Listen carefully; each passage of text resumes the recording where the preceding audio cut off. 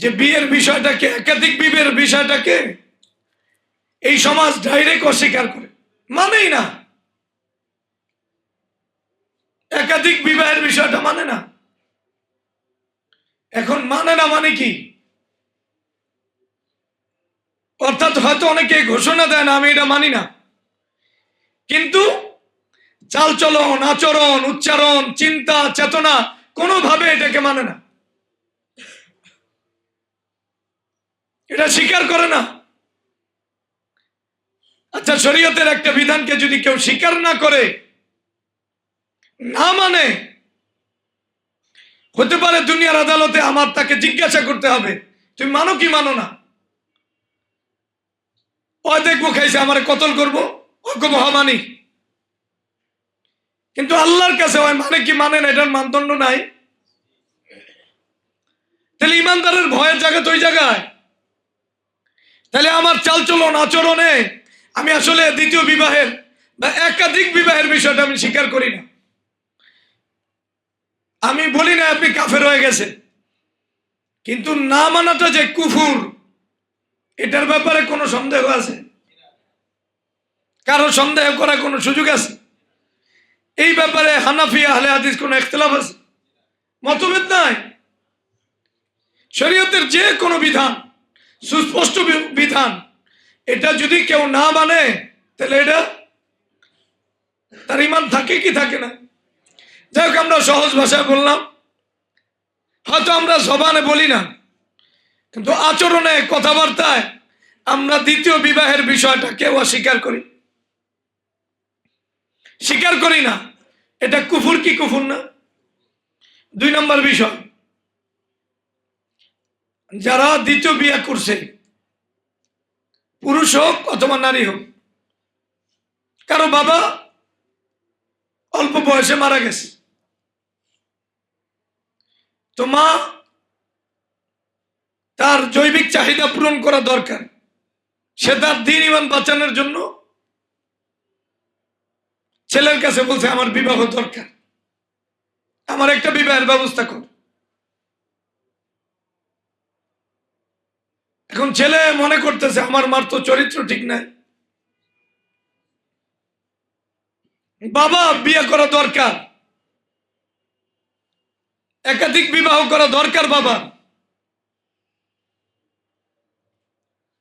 এখন যখন একাধিক বিবাহ করা দরকার বাবা, ছেলেরাও জানে মেয়েরাও জানে যে বাবার বিবাহ করা দরকার। অনেক সময় বাবা ভাঙ্গিয়া বলছে, এখন অনেকদিন কথাবার্তা বলছে, বাবাকে বিবাহ করায় নাই, তো বাবা যে কোনো ভাবেই হোক যে বিয়ে করছে একটা, তার দরকার। এই ছেলে মেয়েরা এই বাবাকে চরিত্রহীন মনে করতেছে। এটা একটা দুইটা ঘটনা না, বহু ঘটনা, যে বাবা বলছে আমার দরকার, আমার বিবাহ করাও তুমি, তোমার মার দিয়ে আমার জরুরত পূরণ হয় না। তো ছেলেরা বিবাহ করায় তো নাই, বরং বাবা কোনো না কোনো ভাবে এই 1 কাঠা 2 কাঠা সম্পত্তি দিয়ে একটা বিয়ে করছে। এখন সবার কাছে এই ছেলেরা তার বাবাকে চরিত্রহীন বলতেছে, অথচ যেই ছেলেগুলো বাবাকে চরিত্রহীন বলতেছে, ওরা 10টা 20টা মেয়ের সাথে প্রেম পরকীয়ায় জড়িত। তো বাবাকে বিবাহ করানো যদি বাবার জরুরত থাকে, এটা সন্তানের জন্য জরুরি কি জরুরি না? আর বাবার বিবাহ দরকার, সে খুলেও বলছে তোমার মাকে দিয়ে আমার জরুরত পূরণ হয় না বাবা। এখন বাবার বিবাহ করাও নাই, বাবাও বিবাহ করার পরে কইতেছে আমার বাবার চরিত্র নাই। এটা ডাইরেক্ট, এটা কুফরি, এটা ডাইরেক্ট কি? আমরা হালকা ভাষায় বললাম ওর ইমান থাকার সুযোগ নাই, কারণ ওর বাবার প্রয়োজন, বিবাহ করছে, আর সে ডাইরেক্ট এটাকে বিবাহ করাটাকে, একাধিক বিবাহ করাটাকে সে লকব দিয়ে দিছে চরিত্রহীন। আর এই খবিসে কতটি বেডির লাগে প্রেম পরকিয়া পরে, ওর হইল চরিত্র ফুলের মতো পবিত্র, শেখ মুজিবুর রহমানের মতো, কার মতো, অথবা তাদের সন্তানাদের মতো। এজন্য আমাদের এটা বুঝতে হবে সমাজে এই চিত্র আছে না নাই। তাহলে বাবার প্রয়োজন একাধিক বিবাহ বাবা করছে, আর ওইটাকে বাবাকে চরিত্রহীন মনে করা, এটা তার ঈমান থাকার কোনো সুযোগ নেই। কারণ তার এই কথা এতটুক থাকে না, এই কথা একবারে সাহাবা তাবিন তাবে তাবিন সবাই ধরে। একাধিক বিবাহ যত নবীরা বিবাহ করছেন, আদম আলাইহিস সালাম সারা বিবাহ করছেন কয়টা? একাধিক। আদম আলাইহিস সালামের সুযোগ ছিল না, করে নাই। কিন্তু অন্য সব নবী বিবাহ করছে কয়টা? সাধারণত 2টা বিবাহ করছে। নবীরা কি চরিত্রওয়ালা না চরিত্র সারা? তাহলে এই কথা কতটুকু গেল বলেন। 3 নম্বর বিষয় হলো দ্বিতীয় বিয়ের বিষয়টাকে অপরাধ মনে করা। কি মনে করা? সমাজে প্রেমকে যেইভাবে অপরাধ মনে করা হয়, বিবাহটা এর চেয়ে মারাত্মক বেশি অপরাধ হিসাবে গণ্য। কারো জামাই যদি প্রেম করে, ওই তারা জামাইয়ের হাত পাও ধরে প্রেম ছেড়ে দেওয়ার জন্য। আর যদি কারো জামাই দ্বিতীয় বিয়ে করে, তাহলে ওরে মারার জন্য সবাই রেডি। তাহলে প্রেম করলে এটা বেশি সমস্যা না? তাহলে যেই বিবির কাছে প্রেম সমস্যা না, তার স্বামীর বিবাহ করা সমস্যা, ওই বিবি আল্লাহর কাছে ইমানদার হিসেবে কেমনে দাঁড়াবে বলেন? বহু ঘটনা এমন আছে, জামাই প্রেম করে, ওকে, বান্ধবী আছে, ওকে, ফ্রেন্ড আছে, ওকে, বউ আছে, চিত হয়ে গেছে। এই যে চিত হয়ে গেছে, কিয়ামতের দিন চিত হয়ে থাকবে। আফামান ইয়ামশি মুকিব্বান আলা ওয়াজহিহি আহদা আম মান ইয়ামশি মুকিব্বান আলা সিরাতিন মুস্তাকিম। তাহলে 3 নম্বর কুফরি কি বললাম? দ্বিতীয় বা একাধিক বিবাহকে কেউ যদি অপরাধ মনে করে, তাহলে অবশ্যই এটা কুফর। কারণ শরীয়তের যে বৈধ বিষয়, হালাল বিষয়কে হারাম মনে করা, অপরাধ মনে করা, এটা অবশ্যই কুফর। আমি তো বললাম আমি বিনয়ী মানুষ, এই জন্য কি বললাম না, ওর কইলাম না ইমান যাইবো গা, কিন্তু ইমান নিয়ে আল্লাহর সামনে দাঁড়াইতে পারবো। বউ মাইনা নিল, স্বামী প্রেম করে, পরকিয়া করে, বান্ধবী আছে মাইনা নিল, কিন্তু বিবাহের বিষয়টা সে মাইনা নিল, এটাকে অপরাধ মনে করল। তাহলে এটা কুফর কি কুফর না? 4 নম্বর বিষয়, দ্বিতীয় বিবাহ বা একাধিক বিবাহটাকে ঘৃণার চোখে দেখা, ঘৃণিত মনে করা, ঘৃণার বস্তু মনে করা, শরীয়তের কোন বিধানকে ঘৃণা করা, ঘৃণার বস্তু মনে করা, ঘৃণিত কাজ মনে করা, এটা কি কুফর কি কুফর না? আমরা একটু আওয়াজ দিয়ে কথা, এটা কুফর। এর ব্যাপারে কারো কোনো দ্বিমত না। কাফের হবে কি হবে না ওটা ওলামায়ে কেরাম বুঝবে, কিন্তু আমি মুসলমান হিসাবে এটাকে কুফর হিসাবে মানতেই হবে। একাধিক বিবাহকে ঘৃণা করাটা। 5 নম্বর বিষয়,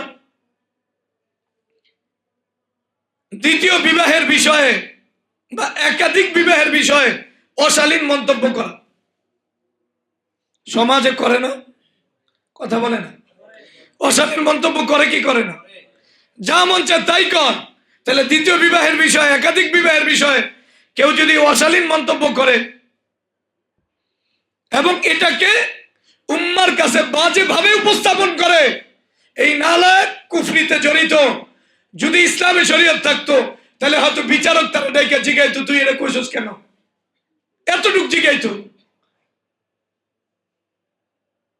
অথচ আমাদের তৃতীয় বিবাহের বিষয়টা শুনলেই আমরা নাক ছিটকাই, এটার ব্যাপারে বাজে মন্তব্য করি। লোকটা তো ভালো ছিল, এখন কালো হয়ে গেছে। এখন কি হয়ে গেছে? কালো হয়ে গেছে। এটা সমাজে আছে না নাই? এটাকে বাজেভাবে উপস্থাপন করে কি করে না? যদি দ্বিতীয় বিবাহের বিষয়টা বা একাধিক বিবাহের বিষয়টাকে এটা বাজেভাবে পেশ করা হয়, অবশ্যই তার ঈমান ত্রুটিযুক্ত 100%। 6 নম্বর বিষয় হলো, কোন একটা লোক আগে ভালো আছিল, তার ভিতরে ইনসাফ আছে, ঈমান আছে, এখন এই লোকটা বিবাহ করার কারণে, এই অপরাধের কারণে কোর্টে মামলা দায়ের করা। ওই লোকটা ভালো ঈমানদার, ওই আরেকটা বিবাহ করছে, ওর নামে এই বিবাহের অপরাধে মামলা দেওয়া হয়েছে। মামলা দেওয়া হয় কিসের কারণে? কথা বলে। বিবি তার বিরুদ্ধে অ্যাকশনে গেছে, শ্বশুর শাশুড়ি অ্যাকশনে গেছে। এরা জানোয়ার, 100% জানোয়ার। এরা এই সাহাবাদের কেউ কাট করে দাঁড় করে। উদাহরণস্বরূপ, যদি কোনো সাহাবারে বিবাহ দিছে, ওই বেটা আরেকটা বিবাহ করছে মনে করেন, তাহলে এই জানোয়ার গুলানি সাহাবাদের বিরুদ্ধে মামলা করতো, এই আমাদের এই কোর্টে মামলা করতো। মামলা পর্যন্ত গেছে গা। এ ছেলে ভালো, কহ ভালো, বোর সাথে ভালো ব্যবহার করে, কহ ভালো, সব ভালো, কিন্তু অপরাধ কি? মামলা করলেন অপরাধ হইলেও আরেকটা বিয়ে করছে। এই জানোয়ার গুলানি রে আল্লাহর শরীয়ত থাকলে এদের উপর কি যে আরোপ করা হইতো আল্লাহ জানে। এগুলো যদি আলেম নামেও থাকে, এটি জানো, ডাইরেক্ট কথা, তাবলীগের নামে থাকলেও জানো, সেলিব্রিটি থাকলে এটি বয়ান করলে জুতা দিয়ে পিটায় নামাইবে। আল্লাহর দিনের একটা বিধানকে বাজেভাবে সে মন্তব্য করুক। যদি কোনো ত্রুটি থাকে, ব্যক্তির পর্যায়ে ত্রুটি আছে, বিধানের কি আঘাত দেওয়া যায়? কখনো আঘাত দেওয়া যায়? বিধানটা আমরা দিছি না আল্লাহ দিছি? একবারে সূরা বাকারার শুরুতে আছে কি? ঈমানের পরিচয়, ওয়াল্লাযীনা ইউমিনুনা বিমা উনজিলা ইলাইক। আপনার প্রতি যা নাযিল হইছে সব সে মাইনা নিয়ে ঈমানদার।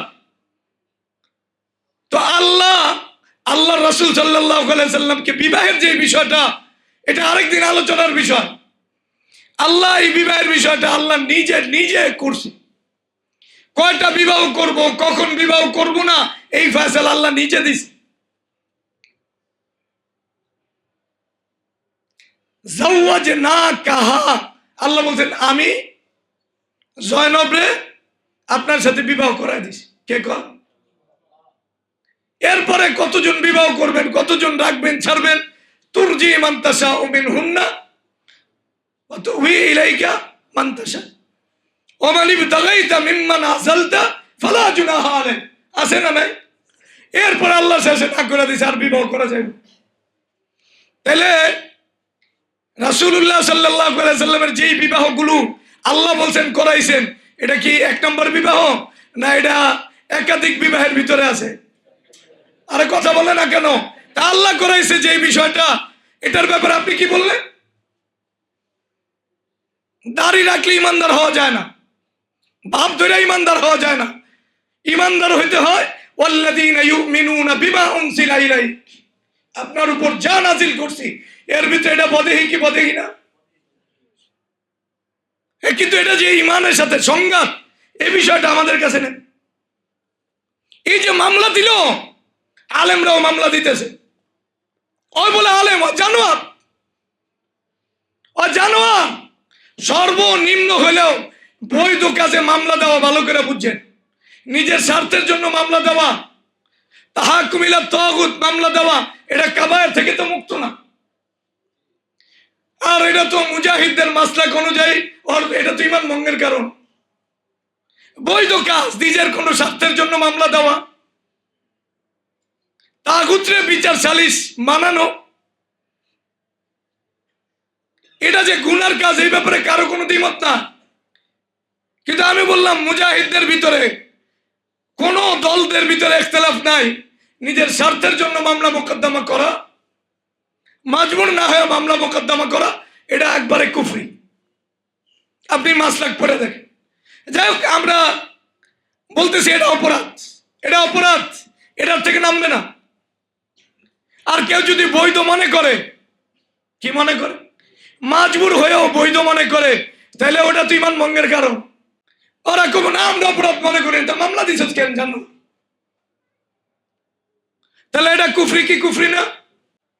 7 নম্বর কুফরির দিক, কেউ দ্বিতীয় বিবাহ করার কারণে তাকে সমাজ আর সংসার থেকে আলাদা করে দিছে। সমাজে আছে বিভিন্ন জায়গায় দ্বিতীয় বিবাহ করলে এর সাথে ঘর সংসার কোনো কিছু কেউ করে নরে, সবাই সেপারেট করে দেয়। এটা চিন্তা করে এই মহামারী যেন এই এলাকায় না ছড়ায়। এটা মহামারী, এই জানোয়ারে কি বলবো বলে? এই সাহাবাদের যুগে কজন সাহাবা একটা বিয়ে করছে? তো সাহাবারা যদি এই যুগে আইতো, সবাই মিলে এদেরকে আলাদা করে বঙ্গোপসাগরে পাঠায় দিত। অথবা মহামারী হিসাবে এরে ওই কি জানি কয়, হিন্দুরা পূজা করে নদীতে ভাসা দেয়, গঙ্গার ভিতরে সবাই ভাসায় দিত। হ্যাঁ, এটাই তো বিষয়। আপনাকে একবারে সাহাবাদের জীবনাচার সামনে নিয়ে কথা বলতাম। তাহলে এটা এত বড় অপরাধ, সমাজ সংসার সবাই মিলে ওরা আলাদা করে দিছে। এই মহামারী থেকে আমাদের মুক্তি হতে চাই, আল্লাহর কসম এই সমাজ কুফরি সমাজ, এই কাজ কুফরি, সামাজিক ভাবে কুফরি করা এটা মারাত্মক বিষয়। 8 নম্বর,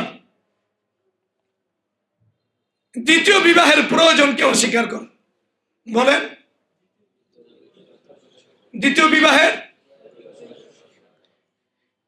বিবাহের প্রয়োজন নাই। আমরা প্রয়োজন নিয়ে আলোচনা করব ইনশাআল্লাহ। আছে না এটা নিয়ে আলোচনা করব। একজনের দ্বিতীয় বিবাহের প্রয়োজন,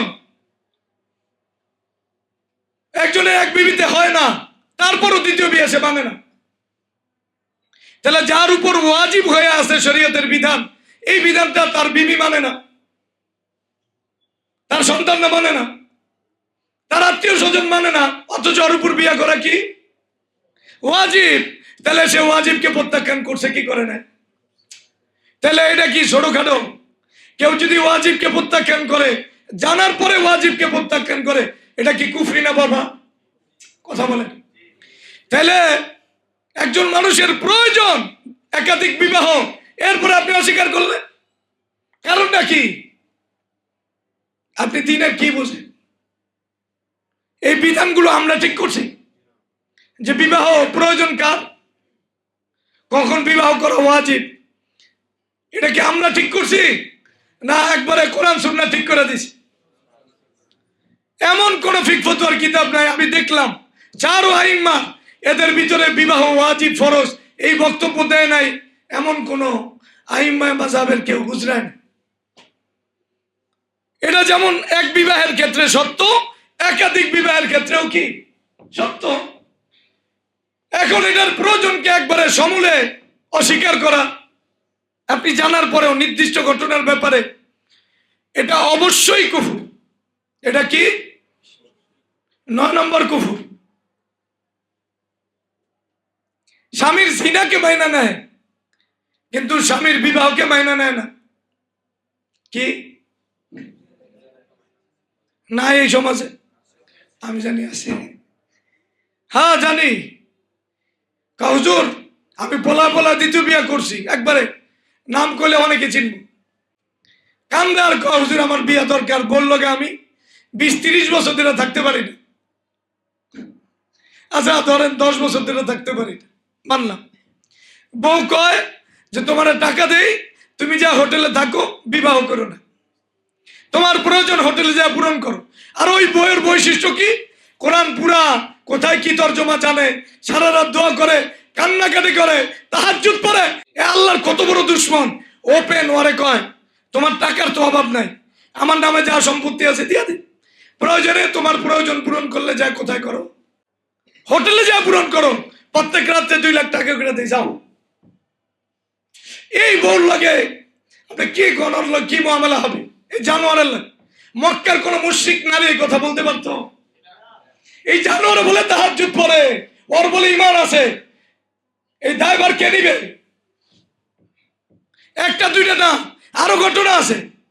স্বামীর বিবাহ নিয়ে বউ পেরেশান, কিন্তু জিনা করে জানে, মদ খায়, এটা বউ আগে দেখা সমস্যা নেই, তবুও তোমার মাথা ঠিক থাকো, কিন্তু বিয়ে আরেকটা করতে পারবে না। এই বিবি অনেক বলে ইমানদার। এই জানোয়ার গুলা নিয়ে আসলে আমাদের সমাজ সভ্যতাকে ধ্বংস। 10 নম্বর, সামাজিকভাবে কেউ বিয়া করলে বিচার সালিসির আয়োজন করা। করে কি করে না? ভাই বিবাহ এত বড় অপরাধ, বিচার সালিসি বসছে সবাই। কারা বইছে? বিএনপি, আওয়ামী লীগ, যারা ইসলামকে অনেক আগে প্রত্যাখ্যান করছে, যাদের দলগত মুসলমান বলার সুযোগ নাই। কি বলার সুযোগ নাই? এই সমস্ত গাঞ্জাখোর, চান্দাবাজ, এদের সামনে একজন ইমানদার দিনদারে এই অপরাধে নেওয়া হয়েছে। সে একাধিক বিবাহ করছে, আর যারা ফায়সালায় বসছে এরা খোঁজে কোন বেডির লাগে রাত্রে যায় থাকা যায়। চান্দা উঠাইয়া ধান্দা করে এই জানোয়ার গুলানি হোটেলে থাকে, আর এদের কাছে যে তার চরিত্র পবিত্র করার জন্য বিবাহ করছে একজন ইমানদারের অপরাধীর তালিকায় নেওয়া হয়েছে। আর নিচে কারা? দেখা গেছে ওই বউয়ের মায়ের বোরকা পরা, এমন বোরকা এটার আশেপাশ দিয়ে কোনো আলো ঢোকে না। ইন্না লিল্লাহ, দিন এই জায়গায় গেছে, মানুষ দিন না বুঝার কারণ। 11 নম্বর বিষয়, কোন আলেম বিবাহ করছে, কে? ভালো করে বুঝছে, কে? একাধিক বিবাহ করছে, তার এটার কারণে তাকে কলঙ্কিত করা। কি করা? এটা বিশেষভাবে বললাম যে এটা এমন পর্যায়ে গেছে, কোন আলেমও যদি জাতির কর্ণধার, যারা এখলাস তা কত হারত জানা আছে, এরপরে ওরে নারী লুবি করে দিব। কি করে দিব? এদের কাছে আওয়ামী লীগ চোখে দেখে না, বুঝলেন না? ওটা তো ওরা উপভোগ করে, ওই যে দেখতে পারে ভিডিও স্ক্যান্ডাল বাইরা দেখে, না ঠিক আছে তোরা না করলে আমরা দেখবো কেমন। কই গেছে মানুষের ইমানের হালত? অথচ একজন আলেম বিবাহ করছে, এই আলেমের এই বিবাহের কারণে তারা কলঙ্কিত করছে। এখানে কি শুধু বিবাহের বিধানকে কলঙ্কিত করা হয়েছে, না একজন আলেমকে একবারে শরীয়তের একটা বিধান, এই যুগে এই বিধানটা আদায় করা জিহাদের সওয়াব। কিসের সওয়াব? এটা আমরা পরে আলোচনা করব ইনশাআল্লাহ। আপনার কাছে যদি বুঝে না ধরে, আপনারটা ঠিক হলে মেনে নিব, আর আমারটা ঠিক হলে আপনি মানবেন কিনা। দ্বিতীয় বউকে তালাক দিতে বাধ্য করা, কথা বলে না। দ্বিতীয় বউকে যা করছস করছস, এটা তালাক দিতে, এটা তালাক দেওয়ার আগ পর্যন্ত ওর সাথে কোনো আপোষ চলবে না। ওর নামে যত নারী নির্যাতন হোক, যত মামলা রেডি করা আছে, এই ফাইল রেডি। এটা মিন আলি ফিরাউন আগরিকু আলা ফিরাউনা আশাদ্দাল আযাব। এরা যুগের ফেরাউন। এরা কি? যুগের ফেরাউন। এটা ভালো করে মনে রাখি। তাহলে দ্বিতীয় বউকে তালাক দিতে বাধ্য করা, এটা কুফুর। এটা কি? যে বাধ্য করে, অপরাধ মনে করার কারণেই বাধ্য করে। এই কথা বলার সুযোগ নেই আমি বাধ্য করতেছি, আমি এটার বড় নেককাজ মনে করি, কিন্তু আমি আপনাকে তালাক দিতে বাধ্য করিতেছি, এই নেককাজটা আপনি না, ঠিক আছে আমি তোমার এই তালাক দিয়া দেই, নিবা? হায়, এখন কি এত বড় নেককাজটা তুমি না? পাগল ছাগল, যা মন চায় তাই কর। 13 নম্বর, এটার সাথে কুফরির কয় নম্বর পাঠ? এটাকে দিল থেকে মানতে না পারা। প্রথমে বলছি স্বীকার না করা, আর এটা কি বলছি? দিলের বিষয়টা আমরা জানি না। যালিকা বিআন্নাহুম কারিহু মা নাযালাল্লাহ সানুতিউকুম ফি বাদিল আমর ওয়াল্লাহু ইয়ালামু আসরারহুম। আছে না? আল্লাহ যারা শরীয়তের কোনো একটা বিধানের এটা দিলে মানতে পারে না, কষ্ট লাগে তার কাছে, বিধান এই শরীয়তের বিধান সে মানে না, আর সব কিছু মানে, জামাই রেখা ঠিক আছে, আপনি আর কোনো সুন্নত নাই, সুন্নতি আদায় করে, এই সুন্নত নিয়ে এত পিছনে পড়ছেন কি লেগা? তার মানে এই সুন্নতের সাথে তার আক্রোশ আছে, 100% আছে। এই বিবি রাবিয়া বসরি হইল, ওই আসলে শয়তানের আবেদ। ওই কিসের আবেদ? ওই জানে না, ভালো করে বুঝছেন। তাহলে কি বললাম? একটা হলো আল্লাহর ফয়সালার ব্যাপারে সন্তুষ্টি থাকা, দিলে কষ্ট থাকলেও এই কথা বলা, হে আল্লাহ তোমার ফয়সালার ব্যাপারে আমরা কি, দুনিয়ার সব বিধান আমার অনুকূলে হবে, আমি যা, এটা তো আমি তো দুনিয়াতে আইছি ভোগ করার জন্য না, দুনিয়ার পরীক্ষার জন্য। তাহলে যেই বিধান আমি পালন করতে গেলে পরীক্ষা বেশি লাগে, ওই বিধান মানলেই তো আমার ইমানের প্রকাশ ঘটবে। নারীদের ইমানের জায়গায় জায়গা যে আল্লাহ তোমার বিধানে কল্যাণ আছে, আমি তোমার ফয়সালা মাইনা নিলাম, বাকি আমি মানুষ হিসাবে আমার দিলে কষ্ট থাকলেও এটা তবিয়তের কারণে আর আমি ইমানদার হওয়ার কারণে তোমার ফয়সালার ব্যাপারে একবারে আমরা 100% সন্তুষ্ট। এটা কেমন? ইব্রাহিম মারা গেছে, কে? ইব্রাহিম ইবনে মুহাম্মদ, রাসূলুল্লাহ সাল্লাল্লাহু আলাইহি ওয়াসাল্লামের ছেলে। কে মারা গেছে? মারা যাওয়ার পরে রাসূলুল্লাহ সাল্লাল্লাহু আলাইহি ওয়াসাল্লাম একবারে শেষ বয়সের সন্তান, একবারে রাসূলের মতো চেহারা, কেমন মায়া লাগে কর। আর এমনি তো রাসূলুল্লাহ সাল্লাল্লাহু আলাইহি ওয়াসাল্লাম মায়ার সাগর, বাচ্চাদের আলাদা মায়া করতেন, আবার শেষ বয়সে সন্তান মারা যাইতেছে, নিজের হাতের সামনে মারা যাইতেছে, রাসূলুল্লাহ সাল্লাল্লাহু আলাইহি ওয়াসাল্লাম চোখ থেকে অঝরে পানি পড়তেছে। রাসূলুল্লাহ সাল্লাল্লাহু আলাইহি ওয়াসাল্লাম বলতেছেন, মা নাকুলু ইল্লা মা ইয়ারদা বিহি রাব্বুনা, আমাদের রব যাতে সন্তুষ্ট ওটাই বলবো, এর বাইরে বলবো না। ওয়া ইন্না লাফিরাকিকা লামাহজুনুনা ইয়া ইব্রাহিম, বাকি ইব্রাহিম তোমার বিচ্ছেদে আমার কি লাগছে? কষ্ট লাগছে, কিন্তু এই কষ্ট সফলতার মাধ্যম, এই জন্য আল্লাহর রেজা জাহির করছে। কষ্ট কিন্তু মানুষ মানে, খুশি মানে কষ্ট মানা যায়। কি বলে? এটার উদাহরণ কি জানে? কারণ কি, এখন কষ্টটার ব্যাখ্যা আমি কেন করতেছি?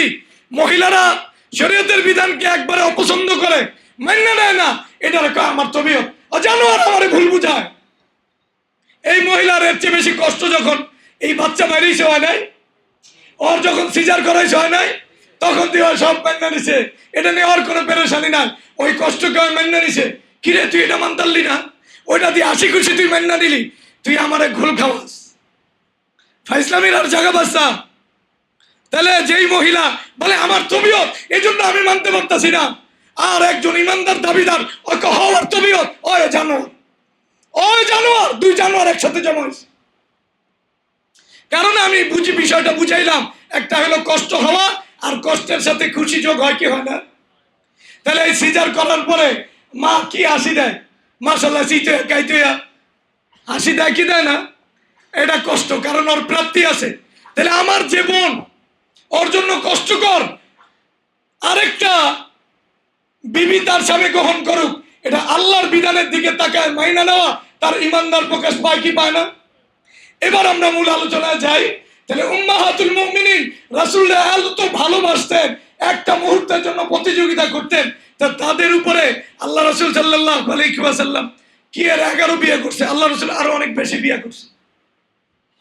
এটা আমাদের সমাজে ধারণা হইল 11 বিবাহ না, আরো বেশি করছেন আল্লাহ রাসূল বিবাহ। 11 বিবাহ হইলো টেকসই ছিল। 11 বিবাহ কি? এমনি বুখারী বর্ণনা আরো 3 জনকে আল্লাহ রাসূল তালাক দিয়েছেন পাওয়া যায়। তাহলে হয় কজন? কথা বলে 14, আরো বেশি আছে, আরো 3 জনের কথা বর্ণনা আছে, তো হয় কজন? তাহলে হইলো কজন? উম্মাহাতুল মুমিনিন এত ভালোবাসার পরে 17 বার এই দিলের ভিতরে এই কষ্ট সহ্য করা আল্লাহর ফয়সালা মাইনা নেয় নাই। শুধু মাইনা নিছে এমন না, আরেক বউরে সাজায় দিছে আরেক বউ, এটা রেখে মাইনা নাও। আপনি দেখবেন রাসূলুল্লাহ সাল্লাল্লাহু আলাইহি ওয়াসাল্লাম জিহাদের ময়দানে যে বিবাহ করছেন, জুয়াইরিয়ারে বিবাহ করছেন। কারে? কথা বলে না। এই জুয়াইরিয়ারে রাসূলুল্লাহ সাল্লাল্লাহু আলাইহি ওয়াসাল্লাম যেই বিবি জিহাদের ময়দানে ছিলেন 19,000 টাকা দিয়েছে। মাইনা নাও এটারে বলে, আর এই জালেমা মাইনা নাও কয় আমি মানতে পারতাছি না, সিতে একে গেছি, আর বাধ্য করতেছে স্বামী যেন এটারে ছাড়ে, দুর্ব্যবহার করতেছে, কয়টা হলো তবিয়ত। আর এই সুফি আর নিজের ইমানদার মনে করে এই জানোয়ার তুই মরে যাস না, আর তাড়াতাড়ি মরে যান। যেই জানোয়াররা দিন মানতে পারবে না, বাঁচবো কেন? এটা মরে যান। আউল ফাউল লোক বাচ্চা দুনিয়া বাড়ানো তো কোনো দরকার নেই, দুনিয়া ইমানদার দরকার, ধ্বংস হওয়া দরকার নাই দুনিয়া। তাহলে বিষয়টা বুঝছেন? একটা হলো কষ্ট লাগা, এরপরে আবার আল্লাহর ফয়সালায় খুশি হওয়া। বরং ফুকাহা কেরাম এই মাসলা লিখছেন, তোমার বেশি কষ্ট লাগলে তুমি স্পষ্টভাবে বলো আপনি এই বিবি নিয়ে থাকেন, আমার কোনো সমস্যা নাই, আমি যদি সহ্য না করতে পারি তাহলে আমার আপনি তালাক দিয়ে দিন। এটা কেন বলছে? যে তোমার জীবন বড় না ইমান বড়, তোমার ইমান বাঁচাও, তোমার জীবন বাঁচানো দরকার। আমি ফিকের ইবারত দিয়ে দিব, আমনে দিয়ে দিব, আমি লেখা আনছি। আমি আসলে বড় আলেম না ভাই, আমি হলো সাধারণ মুসলিম। আমার কোন জায়গায় ইমান কট খাইতে পারে এটা খেয়াল রাখতে।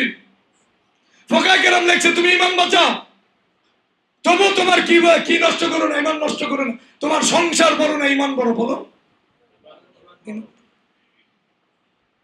14 নম্বর,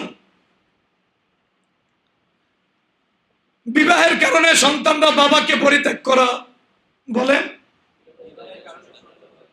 বাবার সাথে সম্পর্ক ছিন্ন করা। কারণ এগুলো জানোয়ার, এগুলো ফেরাউন, এগুলো নমরুদ। কথা বলছেন। 15 নম্বর বিষয়, স্বামীকে মারধর করা। বিবাহের কারণে কি করা, তাহলে কত বড় অপরাধ। স্বামীর গায়ে এমনি স্ত্রীর আঘাত দেওয়া যায়, স্বামীর উপরে জবানে জোরে কথা বলা, এটা কোরআনের নুসুস বলছে কি মারা। এটা তো কল্পনা করেন, জাহিলি যুগে কোন মুশরিক নারী কল্পনা করে নাই কোন স্বামীর গায়ে হাত দেওয়া যায়। কিন্তু এই যুগে আমরা দেখছি রাস্তার ভিতরে স্বামীর জুতা দিয়ে পিঠে মানুষে ছুটাই তারা না। তো যাই হোক, এটা ওই যুগে কল্পনা করা যায় না, এটা সম্ভব না। ওই যুগে যেটা কল্পনা করা যাইতো, আল্লাহ বলছেন যদি স্বামীর এসে না মানে, অবাধ্য হয়, কথা মানে না, তেসরা চায় থাকে, ওয়াইন খিফতুম শিকাকা বাইনিহিমা ফাবাসু হাকামান মিন আহলিহি ওয়া হাকামান মিন আহলিহি। যদি দেখো স্বামীর লগে গৌরমি করে, এই ওরা আলাদা করে দাও। তো স্বামীরা মারা, এটা তো কোন লেভেলের অপরাধ আল্লাহ জানে। স্বামীর দিকে চোখ রাঙানো, এটা শরীয়তে এই আল্লাহ কয়ে দিছে যে আল্লাহ একবারে সবচেয়ে বেশি দয়ালু, ওই আল্লাহ এই কথা বলে দিছে ওই থাকার অধিকার নাই, ওর বংশধর নষ্ট হোক, ওর সন্তানাদি বাপের মায়া ছায়া না পাক, সমস্যা নাই। কিন্তু এই নারী যে স্বামীর উপরে কথা বলে, এখান থেকে নেককার সন্তান হবে না, ভাগো ওরে বাদ দাও। তাহলে স্বামীর অবাধ্য হওয়া ছোট অপরাধ না বড় অপরাধ? আর যদি স্বামীরা মারে কোন অপরাধের কারণে, দ্বিতীয় বিবাহের অপরাধের কারণে, অথবা বাবারে মারছে, এটা কুফুর কি কুফুর না? ও যে এটার অপরাধ মনে করে বুঝা যায় কি চান? 16 নম্বর, বাবায় বিবাহ করছে, এই কারণে বাবার সম্পত্তি সব লেখকে লয়ে গেছে, পোলারা জোর করে আইয়া সিগনেচার দিয়ে নিয়ে গেছে, একবার আই সিগনেচার দিবি দিয়া দিছি। এই যে জানোয়ার গুলানি, এটা কুফরির সাথে জড়িত। কিসের সাথে জড়িত? কুফরির সাথে জড়িত। কত বড় মারাত্মক, যেই বাবার সামনে উচ্চ আওয়াজে কথা বলা যায় না, উফ বলা যায় না, কোরআন এটাও নিষেধ করছে। ওই বাবা জীবিত থাকতে ওদের মতো ডাকাত, ওদের মতো রাজা এই পৃথিবীতে নাই। ওর বাবা আরেকটা বিবাহ করার কারণে সম্পত্তি লেখা, ঠিক তদ্রুপ ভাবে ভালো করে বুঝছেন, বউ স্বামীত্বের সম্পত্তি নিজের নামে লেখা হয়েছে, এই আমার সম্পত্তি লেখা দিবি। একবারে এই বউ বলে দাঁড়িয়ে রাখছে, টুপি পড়ছে, মানে বোরকা পড়ছে, মানে কি পড়ছে, ওদেরকে তিরস্কারের ভাষায় বলা দরকার, বলা দরকার স্বামীত্বের সম্পত্তি লেখা নিছে, অথবা সন্তানের নামে সম্পত্তি লেখা রাখছে, এটা 100% কুফুর। আচ্ছা 17 নম্বর ধরেন, কি নাম্বার? 17 নম্বর, কোন বিবি অথবা বিবির মা অথবা সন্তানরা যদি সত্যিকার অর্থে শরীয়তকে সামনে রেখা কেউ একাধিক বিবাহ করে, কি করে?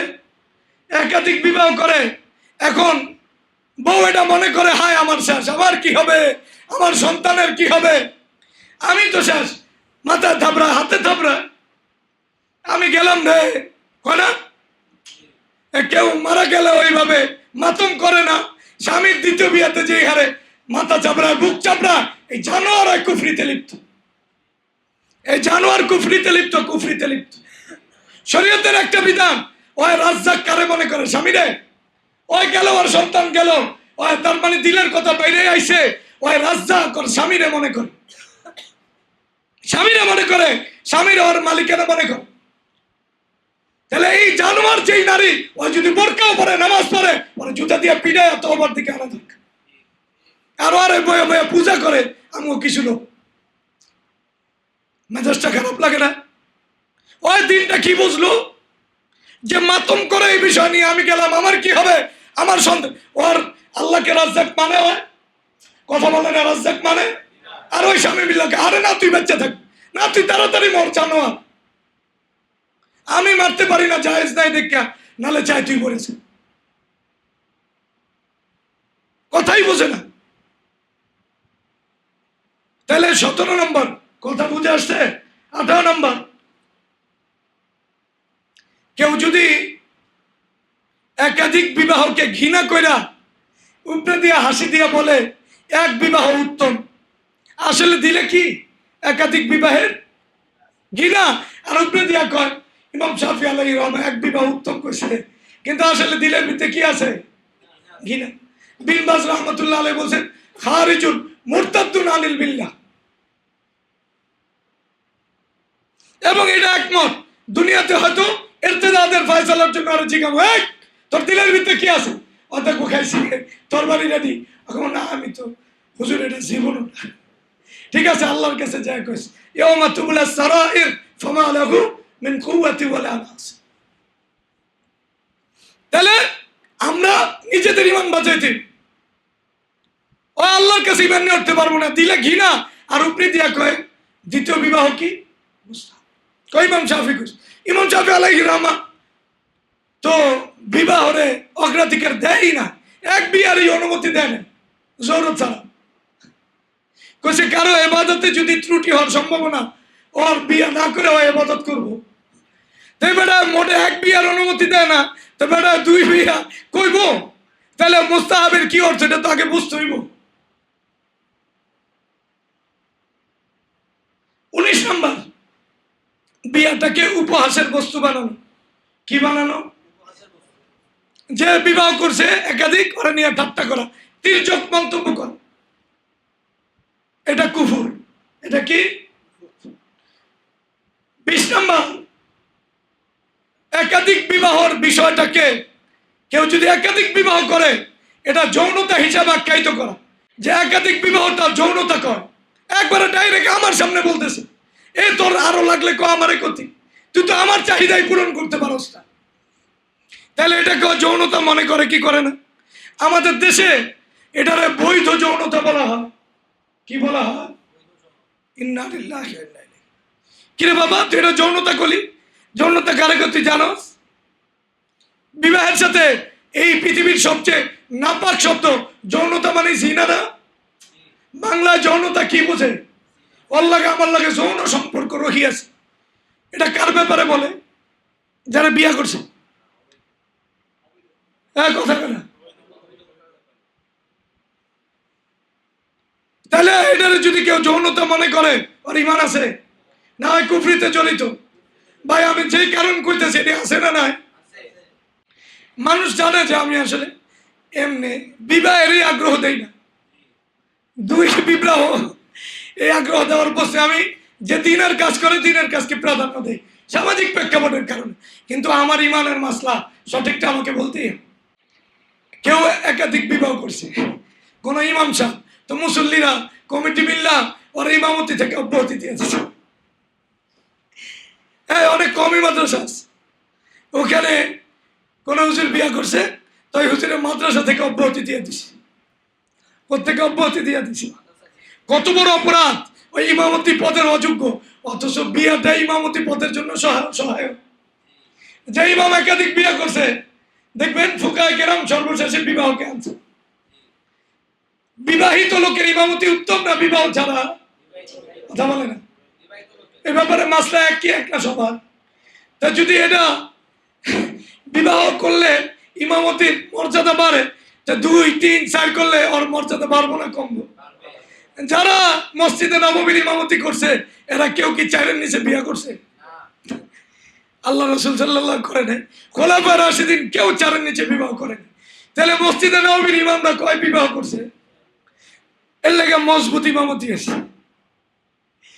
আমরা হলো ভাঙ্গাচুরা ইমাম। কি ইমাম? বাকি আমরা পছন্দ করি। আমরাও চাই কেউ যদি আমরা দিনের কাজ করি, কোনো মহিলা যদি সব হাত ছেড়ে দিলাম, আর তোমারও পালুম আর সংসারও পালুম, ঠিক আছে আয় বোন বিয়ে করবি কবে কহ, রেজিস্টারি নেয় কোনো সমস্যা নেই। অন্তরে পালার সময় তো আমার নাই, আমার তো আর একজনেই পালার সময় নেই, পারলে তো আরো ফেরত পাঠাই দিতাম। এখন যদি কেউ রাজি থাকে, হ্যাঁ আপনার আমি পালুম, আপনার সময় ছেড়ে দিব, ঠিক আছে বোন তুই আয় কবে আমি রেজিস্টারি কর, সমস্যা নেই। আর কি করব, এটা আমার মাজবুরি, আমার তো করতে হইব। যাই হোক, ইমামতি থেকে অব্যাহতি দিছে, তাদের কাছে এটা কত বড় ঘৃণিত কাজ। মাদ্রাসা থেকে অব্যাহতি দিছে, এটা বলে মাদ্রাসা, এটা কলঙ্ক। তাহলে আমি মোটামুটি আপনার 21টা কুফরি জড়িত আমাদের বর্তমান সমাজের সাথে, এগুলি কোনোটা বানায় কইছি? বলেন, কেউ দাবি করতে পারবে? সাহস থাকলে তারা। হে ভাই, ভালো করে বুঝছেন আপনি কোথায় তাল লাগাইতেছেন, কি বলতেছেন? অন্তত পক্ষে আমি আপনার চোখের সামনে যেটা সাধারণ মানুষ বুঝবে এমন 21টা কুফরি সামনে এনে দিলাম। কারণ প্রত্যেকটা বিধানে 21টার ক্ষেত্রে দেখবেন কারা হাত জড়িত। কি জড়িত? কারা হাত বুঝেন? ভালো না লাগা জড়িত, পছন্দ না হওয়া জড়িত, আছে না নাই? আর এই যে ওই ইমাম সাহেব এত পছন্দ করে, একাধিক বিয়ার কারণে হুজুরে বাধা দিছে। তাহলে এই আলোচনা চলবে। আলোচনা কি ভাই? আমি কি আজকে একটু রাগ বেশি হয়ে গেছি না কম হয়েছি? 21টা কুফরি দেখার পরে আমি বাচ্চা আছি কেমনে, এটা কোন আমার? আপনি বাচ্চা আছেন কেমনে আমার?